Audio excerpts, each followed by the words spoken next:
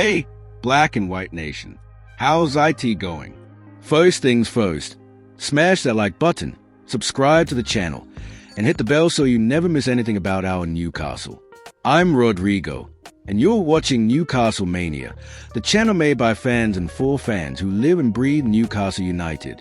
You blinked, and Newcastle is everywhere in the headlines. And today, we've got a story that's going to shake up a lot of minds because the truth behind this transfer window comes with a reality that few dare to speak about. But first, just a quick word. Remember those Chelsea fans who said our channel wouldn't grow because our supporter base is too small? Well, they're starting to go quiet because our numbers are only growing. So, if you love Newcastle and want to shut them up for good, hit that subscribe button right now.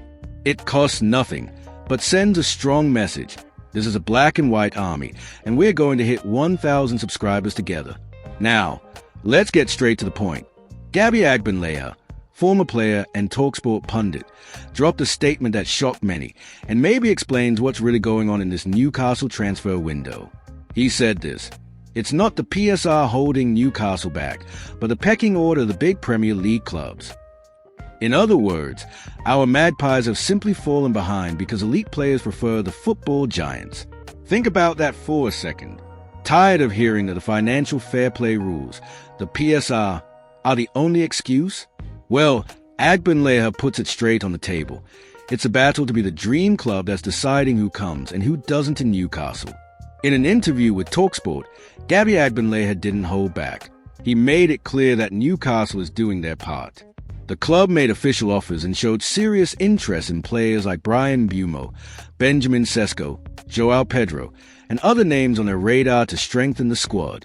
But the problem wasn't lack of effort or money.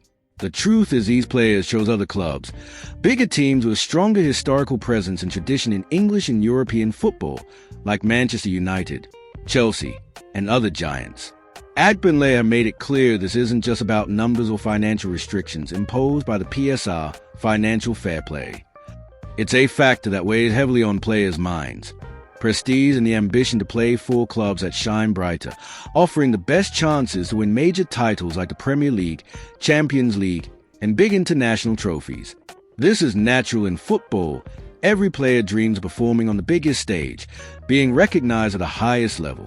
To illustrate this, Gabby used well-known, current examples showing that this pecking order isn't just a Newcastle thing.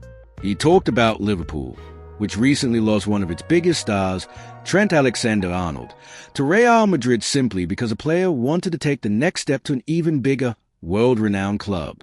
Another example was Erling Haaland, who, even playing for Manchester City, a massive club, didn't hesitate to accept Real Madrid's call when they came knocking. In modern football, there's a sort of natural hierarchy where the most traditional clubs, with more titles and greater visibility, sit at the top of players' preferences. This doesn't mean clubs like Newcastle aren't competitive or interesting, but the reality is that, for players, the chance to make history at a well-established club still carries a lot of weight in their decision. Agbonlahor's explanation helps us understand why, despite Newcastle's heavy investment and rapid growth, it's still a huge challenge to attract the elite-level players who can make the difference and take the team to the next level. It reinforces that to change this, the club needs to go beyond money, building a solid project with trophies, visibility, and an environment that convinces the best talent to wear black and white. Gabby Agbonlahor's statement hit the Newcastle fans hard. As soon as it dropped, social media erupted, especially among black and white supporters. Many were angry because, let's be honest, no one likes to see the club we love being left behind in this pecking order of football. For some, IT felt like a painful confirmation of a feeling that fans have been living with, that Newcastle is still one step behind the Giants, even with all the recent investment. But at the same time, IT opened the eyes of many fans who understand that this moment requires patience and that not everything happens overnight. They know this phase is common for many clubs that have grown and become giants. Before making the definitive leap, you need to work hard behind the scenes, strengthen the club's structure, build a consistent project, and show that Newcastle can, and will, be among the best in English and European football. In the midst of all this debate, the media didn't stay silent either. Major portals, sports shows, and experts started discussing Gabby's comments, sparking intense debates. Newspaper headlines describe Newcastle as a club on the rise, but still far from the elite level, while TV and podcast discussions focus on what it will take for the team to truly establish itself among England and Europe's top clubs.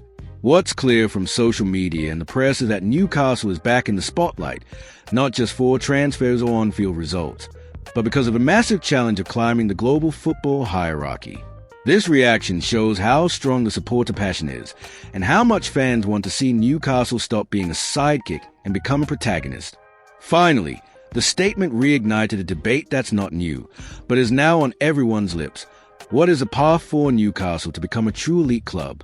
Does the club need to invest more, win trophies soon, change management, or focus on solid youth development and gradual growth?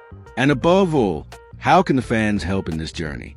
This reaction shows that Newcastle is more alive than ever in the minds of fans, media, and rivals, and that the road to the top will be long.